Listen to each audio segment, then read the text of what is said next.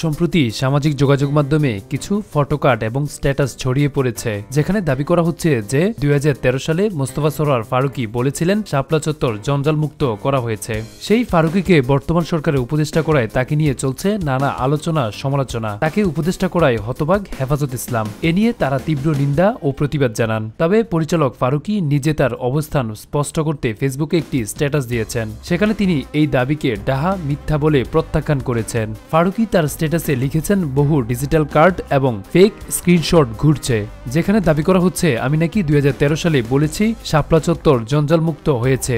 ডাহা মিথ্যা কথা। শাপলা চত্বরের ঘটনার পরে আমি বরং লিখেছি মাদ্রাসার সাধারণ ছাত্রদের মৃত্যুতে আমি ঘুমাতে পারছি না। ফারুকী আরো জানান, আমার আপন দুই ভাই মাদ্রাসার পড়েছে, আমি সাধারণ মাদ্রাসা ছাত্রদের মৃত্যুতে উল্লাস করব? মাদ্রাসা ছাত্র কেন কোনো মানুষের মৃত্যুতে আমি উল্লাস করব?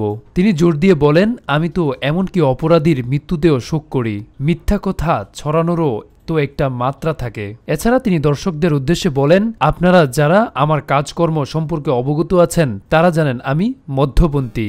আমি চাই পরস্পর বিরোধী মত নিয়েও আমরা একে অপরের পাশে থাকি।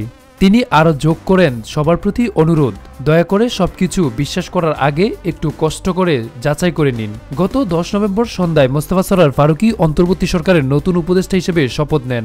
শপথ নেওয়ার পর প্রাথমিক প্রতিক্রিয়ায় তিনি জানান, এটা আমার জন্য এক ধরনের অভাবনীয় অভিজ্ঞতা, কারণ আমি কখনো কোনো পদ কিংবা চেয়ারে বসবো ভাবিনি।